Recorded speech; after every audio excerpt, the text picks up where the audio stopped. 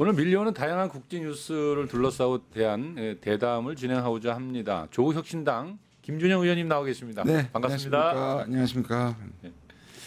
이게 주말에 쉬는데 이렇게 나오셔가지고 뭐 어쩌겠습니까. 일이 계속 터지니. 예, 맞습니다. 이재명 대통령이 캐나다에서 16일부터 열렸던 G7에 참석하고 돌아오셨는데요. 실용 외교의 첫 무대라고 할 수 있겠죠. 간략한 평가 좀 하고 지나갈까요? 뭐 저는 계속 일관되게 가는 것 자체가 성과다. 가서 별로 특별한 거 하고 오실 그런 부담 가질 필요가 없다. 예. 왜냐하면 지금 우리나라의 민주화가 그러니까 다시 말해서 내란을 극복한 사례는 세계사적으로도 매우 왜냐하면 지금 미국에서도 민주주의가 후퇴하고 있고 전 세계의 극우들이 민주주의를 후퇴시키고 있는 상황에서 한국에서 이런 경험을 G7에 가져가는 것 자체가 굉장히 자랑스러운 일이죠. 저는 잘 갔다고 생각을 합니다. 네. 그래요. 아니 저는 또 가서 보니까 이 다른 뭐 미국 대통령이 먼저 급하게 또 중로 때는 가버린 것도 참 잘 됐다 생각이 들었고요. 저는 처음부터 오래 있을 생각이 없었다고 생각합니다. 아 원래 그 가서 뭔가를 하는 것 척했지만 예. 트럼프는 일단 다자주의를 싫어합니다. 예. 1대1로 미국이 양자적으로 막 윽박질러 가지고 얻어내는 스타일이기 때문에 예. 그런데다가 미국 빼놓고 미국이 지금 외톨이란 말이에요. 다른 국가들이 전부 다 사실은 그게 뭐 적대적인 유엔이나 뭐 아니면 다 모이는 것도 아니고 G7은 서방의 모임인데 예. 거기서 미국이 사실은 나머지 국가들 지금 거의 괴롭히고 있단 말이에요. 예. 그리고 그 자유무역이라든지 이런 거에 대해서 반대되는 보호무역을 하니 당연히 자기를 싫어하는 걸 알기 때문에 기억하실 겁니다. 아마 몇 년 전에 제 일기 때 그 책상에 트럼프가 이렇게 앉아 있고 메르켈이 막 이렇게 거의 서서 네, 막 이렇게 흥분해 얘기하고 있는 마크롱 모습, 흥분해 예. 있는 모습들을 유명한 사진이었는데요. 저는 그런 거에서 트럼프가 하여튼 가기 싫어하는 것이었는데 그래서 이번에 나토도 저 중간에 갈까봐 예. 대폭 줄여서 하루 만에 한다고 들었습니다. 그래요. 아, 나토 얘기니까 나토 물어볼게요. 사실 나토 정상회의는 근데 G7과 좀 또 판약이 네. 다르지 않습니까? 네네. 그러니까 나토는 방위 동맹이고 이제 전쟁을 수행하거나 대비하는 통합 네. 전투 사령부이기도 한데요. 네네. 그래서 이제 사실 또 이번 회의 자체가 국방비 인상 문제라든지 우크라이나 전쟁을 둘러싸고 이제 미국과 유럽의 입장이 좀 갈리는 상태에서 열리는데, 근데 이제 사실 우리 정부가 참석을 안 했으면 하는 게 이제 그 동안에 일관되게 얘기해왔지만 참석하는 걸로 결정이 났지 않습니까? 예. 그럼 이게 그렇다면 만약에 참석한다면 어떻게 하겠어요? 사실 나토 참석이나 G7은 선거 전까지 뭐 누가 될지 몰랐지만 생각해둬야 되니까 제가 알기로는 캠프 내에서 논쟁이 됐었어요. 논쟁이 좀 있었겠죠. 예, 있었겠죠. 왜냐하면 둘 다 가면 지금 뭐 둘 다 가는 걸로 거의 될 것 같은데 둘 다 가면 이제 막 출범한 정부가 민생 문제도 많은데 뭐 비난받을 뿐만 아니라 할 일이 너무 많은 상황에서 가는 게 맞느냐는 얘기가 나왔고요. 그렇게 봤을 때 저는 두 개를 놓고 G7 가는 게 맞다. 근데 윤석열이는 반대였거든요. G7은 초청을 못 받았고 아하. 나토가 갔단 말이에요. 그렇군요. 그러니까 나토 갔을 때 그 빈 컴퓨터라든지 빈 종이 보고 축구 봤다고 얘기하는 그 유명한 장면도 그게 예. 나토란 말이에요. 예. 근데 그런 것뿐만 아니라 나토는 2022년부터 성격이 다시 완전히 바뀝니다. 나토가 원래는 바르샤바 조약기구가 냉전 때 소위 그렇죠. 말하는 그죠 동맹이지 않습니까? 근데 중간에는 소련이 붕괴하고 나서는 이제 미국이 나토를 계속 유지하는 변명이 뭐냐 하면 우린 가상적국이 없는 유럽의 지역 방위를 하는 거다. 그 하에서 사실은 동유럽 국가들을 받아들였는데 사실 우크라이나 전쟁이 계속 압박을 했고 러시아가 받아치면서 2022년부터는 적국이란 말 표현은 안 했지만 러시아와 중국을 겨냥하는 동맹으로 바뀌기 때문에 그렇죠. 그리고 2022년부터 자기들끼리 한 게 아니고 아시아의 주요 미국 우방국 4개를 인도 태평양 4국이라 그래서 IP4 그래서 한국, 일본, 뉴질랜드, 호주를 불렀단 말이에요. 그렇죠. 이거는 미국의 전략에 러시아 그러니까 나토가 러시아를 막고 아시아의 IPP가 중국을 막고 또 이 둘을 연결시키는 작업. 그러니까 일각에서 보수에서 얘기하는 것처럼 이번에 안 가면 우리 IP4에서 떨어진다. 안 떨어지는 게 나아요. 그걸 언제 누가 만들었는 IP4를 왜 거기 들어가려고 그러니까 하는 거야? 마치 늘 윤석열 때 하기처럼 자유진영에 대한 뭔가 제가 오늘 여기 이렇게 방송국에 오다가도 여기 광화문에서 어린아이들 아주 어린아이들 초등학교를 세워놓고 네. 우리가 자유주의 위험이 있다고 애국가 부르면서 자유 만세 민주주의 만세하면 마음이 너무 아팠어요. 참 나쁜 나쁜 어른들입니다. 리팍스쿨 그런 것들이 현장을 본 것 같았는데 그러게요. 우리가 민주주의를 그 자유를 지키는 우리가 세계 모범이 되고 있는데 우리가 거기 가는 게 자유를 지키는 겁니까? 근데 이 윤석열 전 대통령이 그 나토의 참가를 매년 하다 보니 이게 나름대로 마치 전통처럼 돼가고 있는 그런 느낌이 좀 있지 않습니까? 그렇죠. 예. 그거는 오히려 아까 말한 것처럼 그러한 미국의 군사 전략가들의 대중 대러 전략에 이미 우리가 갔고요. 들어간 게 되고 작년부터 많은 분들이 모르는데요. 11개 분야에서 이미 나토와 우리가 합의를 뭐 이 저기 협력 체계를 네트워크를 만들어 놨습니다. 물론 거기에는 비전투적인 것도 있지만 실제로 전투적이고 군사 훈련이라든지 사이버 협력이라든지 현대전이라든지 이런 데 대한 협력이 일어나고 있거든요. 근데 뭐 고충은 이해합니다. 지금 이재명 대통령은 초기에 뭔가 정권 초기에 정권 초기에 많은 것들을 오히려 시도하면서 반발을 갖는 것보다는 실용성을 강조하면서 안정적으로 가져가겠다는 것은 이해하나 네. 과연 그런다고 해서 이 사람들이 가만히 있을 것이냐. 저는 한 번쯤은 G7을 갔다 오고 정권 초기니까 저는 안 가고 내년에 가서 상황을 좀 지켜보는 게 좀 더 낫다고는 보는데 뭐 가기로 적극 결정을 하신 것 같습니다. 예, 알겠습니다. 지금 이제 이 가장 국제 뉴스 중에 핫한 뉴스는 누가 뭐래도 지금 이란과 이스라엘 간에 벌어지고 있는 네네. 전쟁 아니겠습니까? 사실 이스라엘이 느닷없이 이제 공습을 하면서 시작되었는데요. 이게 지금 보니까 수많은 드론과 미사일이 이제 텔아비브를 비롯해 이스라엘 곳곳에 날아가고 있고 또 이스라엘은 또 끊임없이 또 이란을 이제 공격하고 있는데요. 근데 무엇보다도 그 전쟁의 목표 자체가요. 그러니까 핵과 이란이 갖고 있는 핵과 미사일을 없애겠다고 하는 측면도 있지만 이 레인 체인지를 좀 꿈꾸고 있는 것 같다라는 느낌을 준단 말이죠. 그래서 사실 지금 이게 미국과 이란의 끊임없이 핵 협상한다고 하면서 이틀 남겨놓고 전쟁은 일어나 버렸고요. 이 대목에서 우리가 과연 이 전쟁이 어디로 갈까, 무엇을 목표로 하는가에 대한 근본적인 질문을 던지게 되거든요. 잘 모르겠습니다. 아까 저도 밖에서 너무 설명을 잘 하시는 방송을 유심히 들었는데요. 예, 지금 사실 동상이몽이고 예, 트럼프도 자기 목표를 정확하게 저는 모른다고 생각합니다. 일단 예, 네타냐후는 하마스와 2년의 거의 전쟁을 끌면서 네, 거의 학살이 가깝다 보니 네. 세계 비난을 많이 받았거든요. 그렇죠. 근데 이걸 변화시키고 근데 아까도 말씀들을 나누셨지만 이렇게 얘기할 수 있거든요. 지금 네타냐후 정부는 전쟁으로 정권의 수명을 연장하고 있습니다. 연장하고 있다. 그래서 전쟁이 끝나면 네타냐후도 끝이다. 끝장이다. 사람을 죽여가면서 정권을 연장하는 그런데 정말 지금 반전이 일어났거든요. 예, 이란한테 전쟁하면서는 서방이 지금 절대적인 지지를 받고 있다. 그러니까 기존의 프레임 그러니까 가자를 때렸을 때는 비난이 쏟아졌는데 상대가 너무 안 되잖아요. 학살이니까 그게 그죠? 학살을 가둬놓고 그냥 학살을 하는 학살을 거였으니까. 했는데. 그런데 이번에는 이란으로 공격. 이거는 어떤 의미에서 우리는 부당하고 부적절하지만 예. 전략적으로만 보면 성공한 거죠. 그 다음에 독일 총리가 그런 얘기를 했죠. 더티 워걸. 그러니까 우리가 하기 어려운 일을 굳은 일을 대신했다 해가지고 비판을 받았거든요. 예. 그런데 말씀하신 것처럼 네타냐후는 지금이 최고의 찬스라고 생각하는 것 같습니다.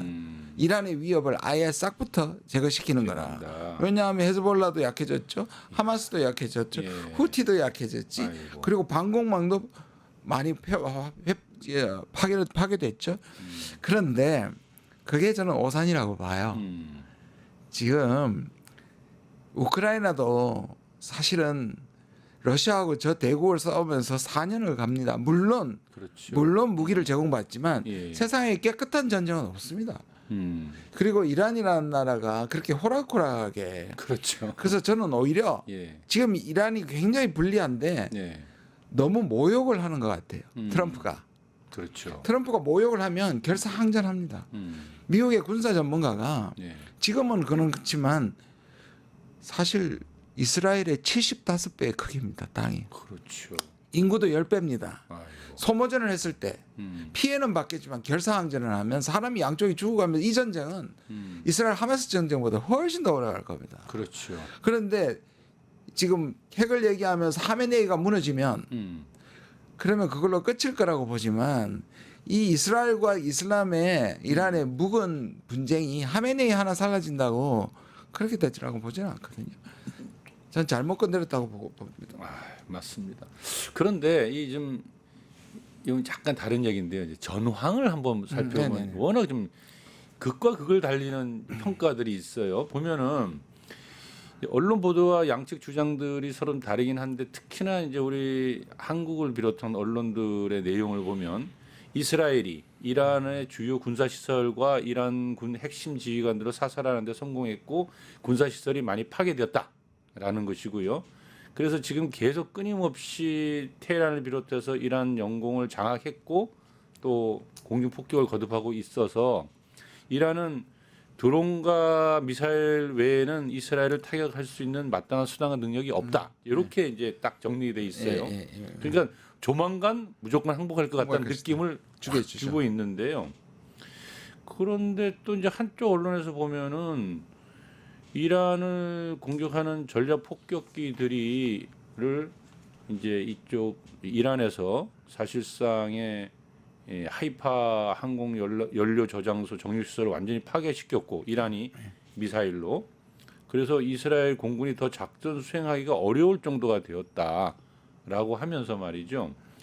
그 뭐 F-35 전투기 4대가 떨어졌고 또 F-16 한 대도 격추시켜서 사실상 또 생포된 조종사가 있다. 뭐 이러면서 이 싸움 자체가 지금 이스라엘이 참 굉장히 견디기 힘든 싸움을 하고 있다. 이렇게 또 하는 이 기자들도 있고 또 학자들도 있어요.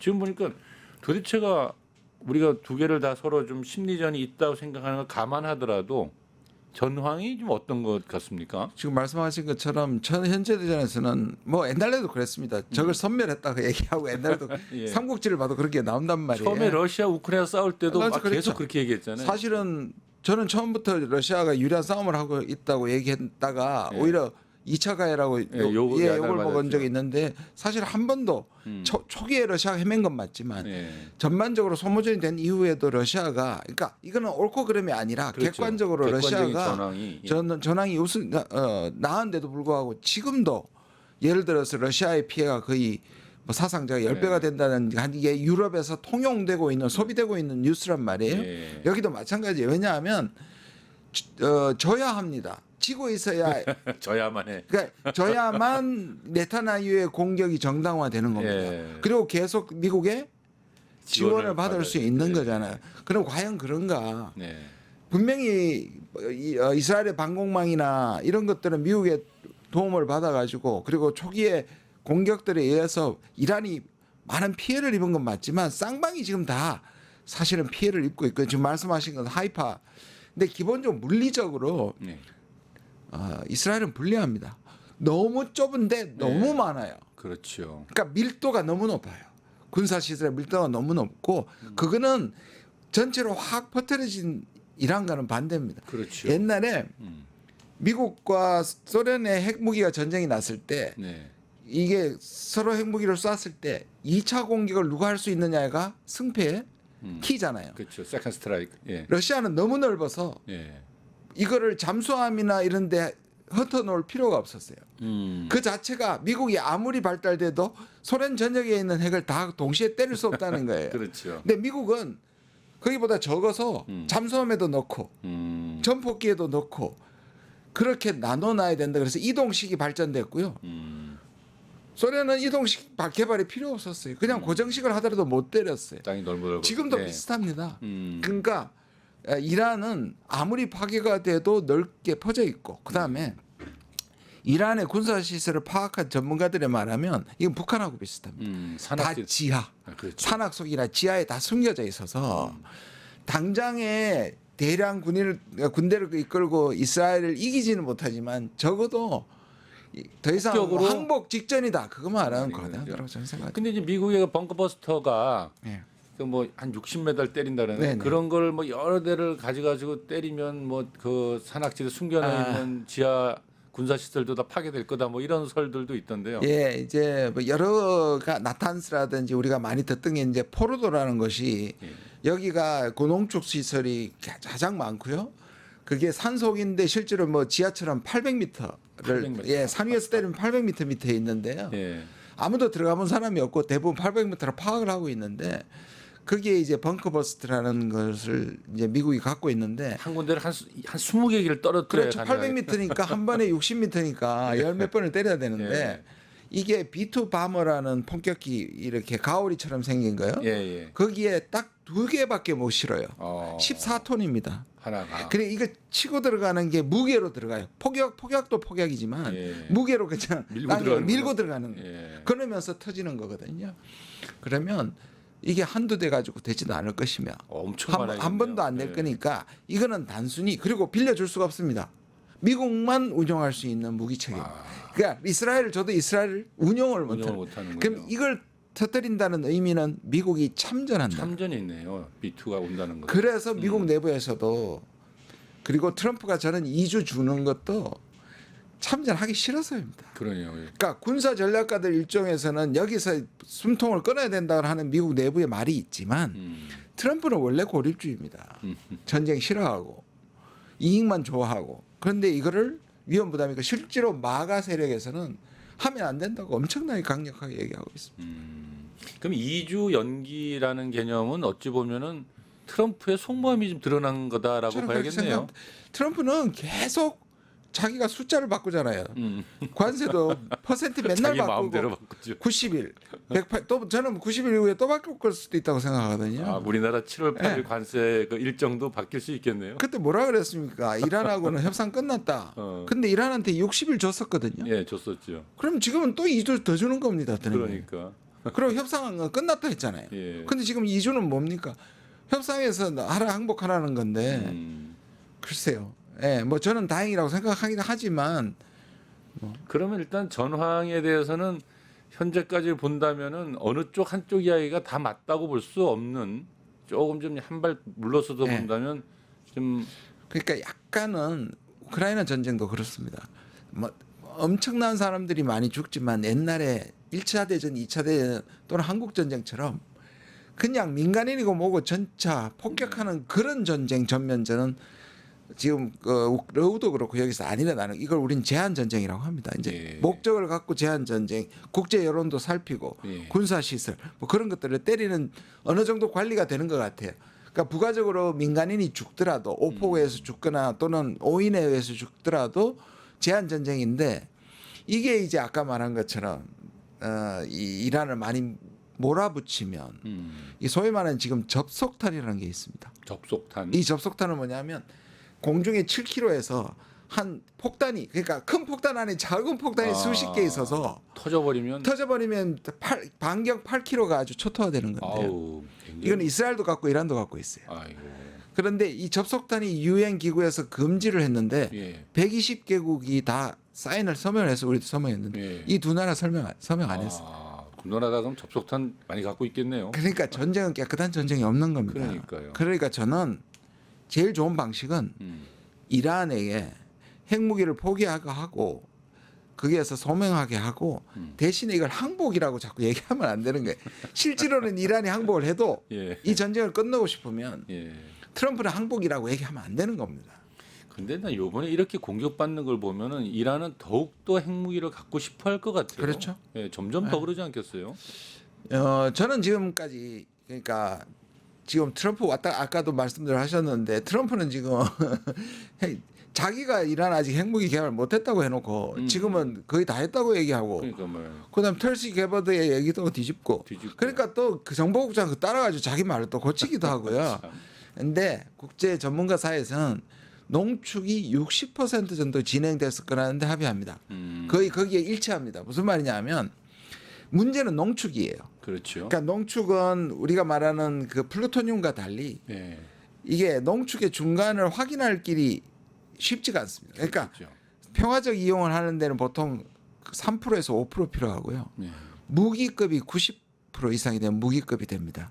그런데 그 사이에 자꾸 돌리면 마치 술을 정지하듯이 농축을 계속시키면 그냥 지금의 60이 가는 거예요. 무기로. 1년 더 돌리면 예를 들어서 계속 돌리면 그게 90% 가니까 이스라엘은 그렇게 아무리 평화해져도 이쪽 이용이라도 뭐 그게 40%든 30%든 못 믿는 거고요. 예. 때려서 없애야 된다는 거고. 그런데 트럼프는 오바마와 트럼프의 차이는 뭐냐? 오바마는 평화적까지 허용하는 거였습니다. 근데 트럼프는 농축하지 말라는 겁니다. 근데 협상에서 하라는 겁니다. 그러면 북한하고 똑같습니다. 농축 시설 다 까야지. 까라. 그건 절대 안 까겠죠. 안 까는 걸 가지고 이스라엘 봐라 쟤들. 이란 입장에서 보면 롤 모델이 북이겠는데요. 보겠죠. 아니 그리고 또 북한한테도 주는 시사점이 그럴 것 같아. 봐라, 우리가 얼마나 핵을 잘 개발해 놨냐. 우린 절대 못 때리지 않겠느냐. 이게 이런 생각- 사실은 문제입니다. 그러니까요. 그러니까 그 이런 국가들한테 자기들의 핵 아니고는 지킬 수 없다는 인식을 심어줘서 다 핵을 만들게 하는 예, 거죠. 확신을 주잖아요. 핵무기가 없으면 생존을 못한다 이런 느낌을 갈수록 강하게 강하게 주는 거죠. 줘버리는 거죠. 알겠습니다. 아주 그 얘기는 이제 그 정도로 나누겠습니다. 제가 아까 그 G7 정상회담 과정 얘기를 아까 하다가 잠깐 여쭤봤었는데 거기에 보면 브라질, 인도, 남아공 정상회담이 전 무척 눈에 띄었어요. 네, 브릭스가 왔다 이런 느낌을 받았는데요. 네네. 사실 그 브라질 룰라 어린 시절 노동자와 자라났다는 공감대도 있고요. 남아공 또 남아포사와는 만델라를 함께 추억하기도 했고요. 다 이 브릭스 주요 국가들인데 말입니다. 인도의 그 모디 총리와는 파란데서 하는 장면이 굉장히 보기가 좋았고요. 그런데 이재명이 실용외교가 다극화를 추구하는 그 브릭스와 같은 길을 걸어가려고 하나 이런 인상을 남기기에 충분하다고 생각이 들었는데요. 어떻게 보셨어요? 뭐 그랬으면 좋겠습니다. 근데 저는 일단 이 디자인은 캐나다의 기가 막힌 디자인이라고 생각합니다. 그렇죠. 캐나다는 51번째 주지사라고 모욕도 당하고 예. 그다음에 미국의 동맹국에다 제일 먼저 관세 얻어맞았던 국가 아닙니까? 예. 그래서 사실은 미국에 저항한 마크 카니가 불리함을 딛고 거의 뭐 더블 스코어를 지고 있다가 대역전을 예, 했습니다. 맞습니다. 그리고 거기가 주최국이고 거기가 대통령 된 지 3일 만에 예. 이재명 대통령을 초청한 겁니다. 초청한 거죠. 그리고 보면 남아공 이게 몇 가지 공통점이 있습니다. 네. 미국한테 모욕당한 국가들입니다. 어. 그렇잖아요. 멕시코, 멕시코, 그다음 캐나다, 캐나다, 그다음에 이 남아공, 남아공, 그렇죠. 예. 그다음에 젤렌스키 젤렌스키. 다 모욕당한 사람들 불렀죠. 예. 두 번째는 뭐냐면 미국이 지금 관세로 압박하고 있는 우방국. 그다음에 대체로 약간 불우한 환경에 룰라부터 시작해가지고 그렇죠. 대통령 된 사람들, 예, 남아포사. 나라의 정상이 예. 된 사람들을 또 모았어요. 어. 그리고 그 국가를 G7만큼 7개 국가 모았습니다. 야, 7대 이거는 디자인입니다. 약간 디자인을 했네요, 네. 진짜. 근데 우리도 그 디자인 해가지고 라마포사를 제일 먼저 만났고, 그렇죠. 룰라 만나고 모디 만난 건 전 너무 잘했다고 보고요. 예.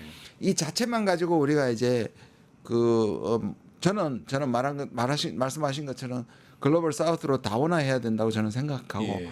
그리고 자연스럽게 우리가 정권만 나오면 무조건 미국부터 했는데 어찌 됐든 미국 안 하고 다른데 먼저 한다는 건 저는 굉장히 좋은 사인인 것 같고요. 또 뭐 사실 뭐 우리가 피한 것도 아니고 트럼프 대통령이 돌아갔잖아요. 집으로. 그렇죠.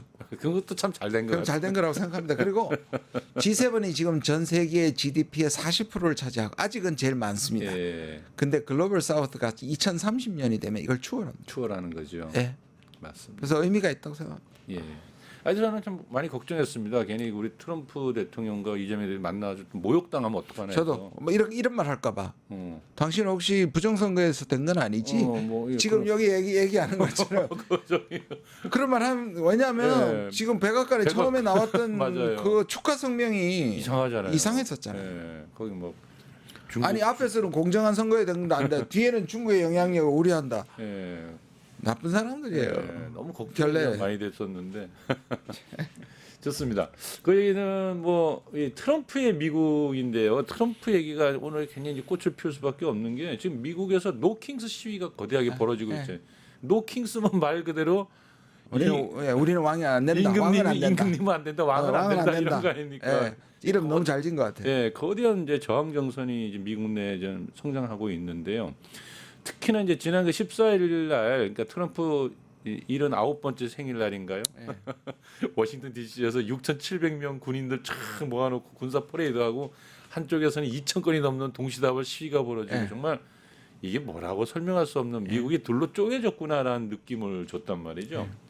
그래서 저는 그 영화에 시빌 워가 있었잖아요. 예, 예. 미국에서 만든 거. 네, 네, 맞습니다. 그래서 이 한쪽에서는 트럼프를 민주주의 파괴자로 또 그를 지지하는 사람들은 진짜 미국을 세우는 위대하게 세우는 리더로 이렇게 양쪽으로 갈라져 있는데 미국이 어디로 갈 거냐라는 게 이제 굉장히 의문스러워져 가고 있거든요. 저는 이 부분에 대해서 몇 가지 정말 중요한 변화를 봐야 되는데요. 트럼프는 지금까지 어떤 지도자들과는 미국의 정상들과는 너무나 역대 다르죠. 완전히 다르고요. 예. 그리고 그가 지금 의미하는 건 사실 보면은 뭐 미중 대결하네, 미러 힘싸움하네, 뭐 관세하네 이런 문제가 아니고요. 미국이라는 나라가 백인이 세운 나라였다. 그러니까 이 두 가지 차원이 있습니다. 하나는 미국이 전 세계에서 말빨이 떨어진다. 패권력이. 예. 이 주도권 상실에 대한 미국의 불안감. 강박증. 예. 그다음에 미국 내부의 이민자들과 난민들과 그러면서 백인들의 주도권이 후퇴하는 이 두 가지의 강박이 낳은 괴물이다. 그리고 그것에 아직도 지지를 받으면서 끊임없이 그거를 추구한다. 그래서 우리가 트럼프의 그 이러한 세계관이나 이런 것들을 트럼피즘이라고 얘기하잖아요. 이 트럼피즘은 매우 인종주의적이고 매우 반민주적입니다. 예. 본인도 하루 정도는 독재자가 되고 싶다고 한 게 저는 그게 본심이라고 생각을 하거든요. 예. 지금도 여러분들 그냥 법에 의해서 하는 것처럼 보이지만 다 행정명령입니다. 지금 의회가 안 보여요. 그렇죠.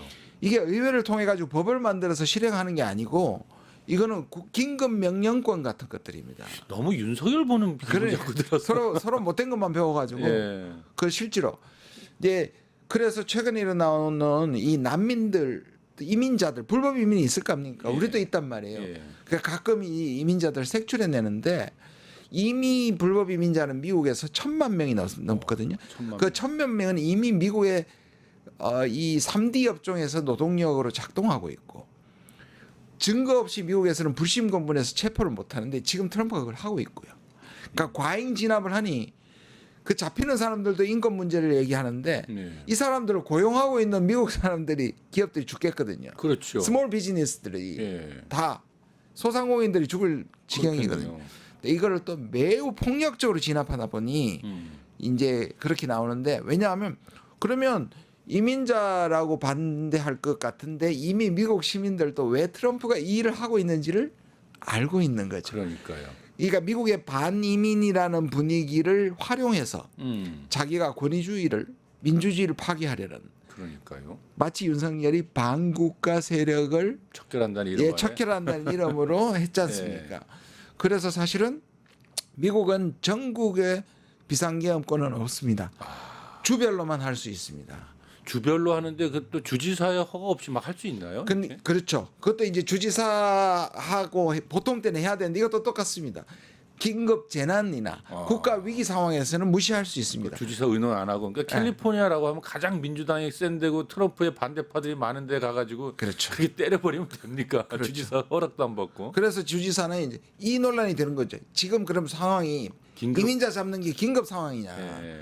그래서 지금 그게 한 번은 또 저기 패스한 게 맞다는 판결이 한 번 나왔고 또 판결은 다른 판결이 이제 정지하라는 판결이 나왔었죠. 그 미국에서 그 데모하고 있는 시민들 입장에서 보면 우리 대한민국이 굉장히 모범적이고 부러울 것 같습니다. 참 이게 특이한데요.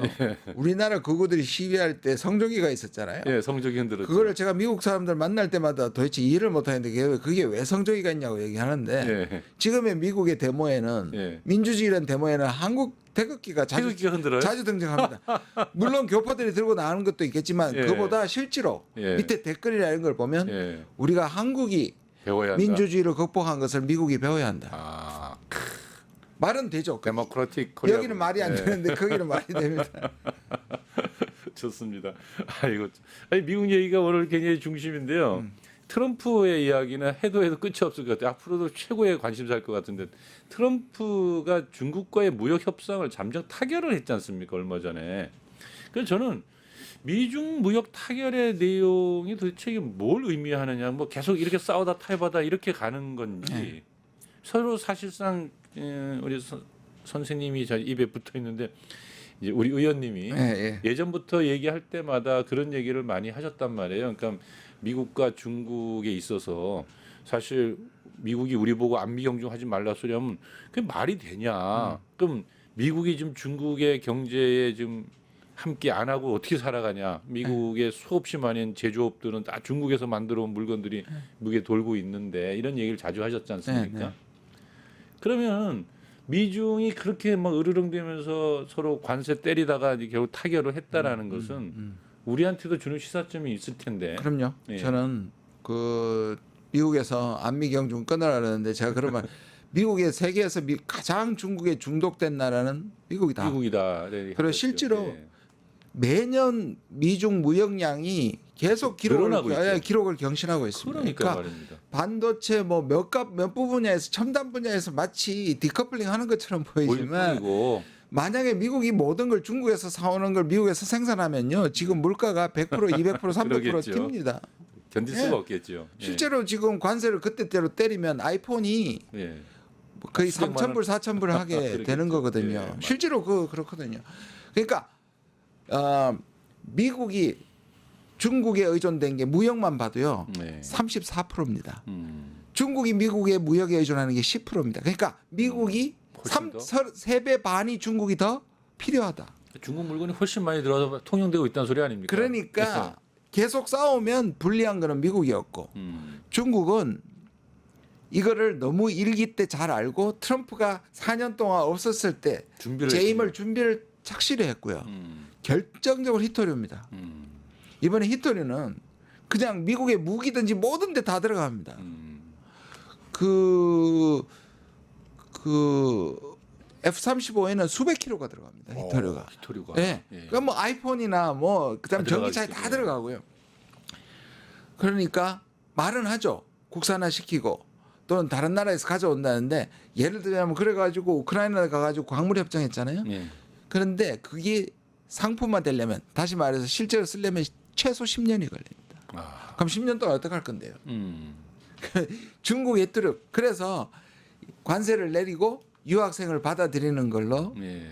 타협을 했습니다. 그래도 중국한테는 옛날에 했던 거 합치면 55% 정도 아직 관세가 있는데 중국은 그 정도는 견딜 수 있다고 보는 거죠. 그리고 우리가 여기서 봐야 되는 거 무슨 교훈을 얻냐 하면 예. 그렇게 버텨야 하는 겁니다. 버텨야 한다. 일단 중국도 피해를 입을 거고요. 전 세계가 트럼프의 저 일방적인 관세와 보호주의에 피난처는 없습니다. 그런데 저는 이 부분에서 이재명 대통령의 인식은 맞다고 봐요. 뭐라 했냐 하면 최소한 다른 나라보다는 빨리 안 불리한, 하겠다. 그리고 불리한 협상을 안 해야 되냐 안 해야 안 되냐. 된다. 그래서 그때도 말씀드렸듯이 좀 느리게 버티는 게 필요합니다. 아이고 알겠습니다.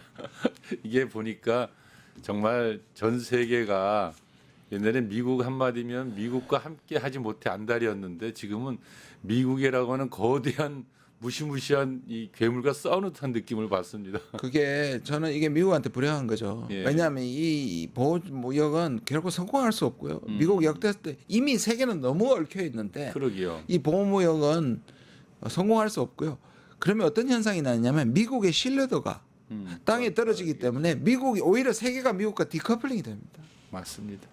예, 오늘 뭐 또 주어진 시간 동안 아주 우리 저 너무나도 좋은 이야기 감사합니다. 네, 고맙습니다. 예, 혹시 뭐 마치기 전에 지금의 우리 미국과 한국의 관계에서 살 길이 있다면 뭐 짧게 마지막 한 말씀 덧붙일 거 있습니까? 뭐 제가 지난번에 말씀드렸듯이 느리게 함께 당당하게 예 그렇게 하시면 됩니다. 계속 밀고 있습니다. 예. 느리게 하라 미국과의 협상은 그리고 함께 함께 미국이 우리가 당하고 비슷한 있는 예. 다른 나라들과 연대하라. 그리고 마지막에 할 때는 당당하게 하라. 예, 오늘도 그 얘기 계속 밀겠습니다. 네. 김준영 선생님의 이야기.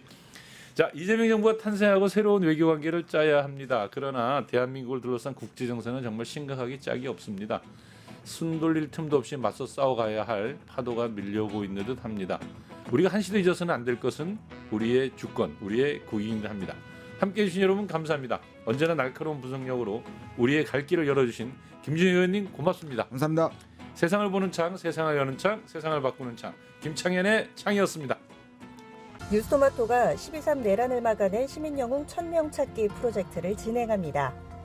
내란을 막고 탄핵 소추를 이뤄낸 시민영웅 1000명을 찾아내 대한민국 민주주의의 역사로 기록하고 시상의 본보기로 삼음으로써 민주주의를 더 널리 확산하기 위한 프로젝트입니다. 이 과정에 직접 참여했거나 참여자를 추천해 주실 분들은 우측 제보하기 QR코드나 아래 메일로 추천 및 제보해 주세요. 많은 참여 바랍니다.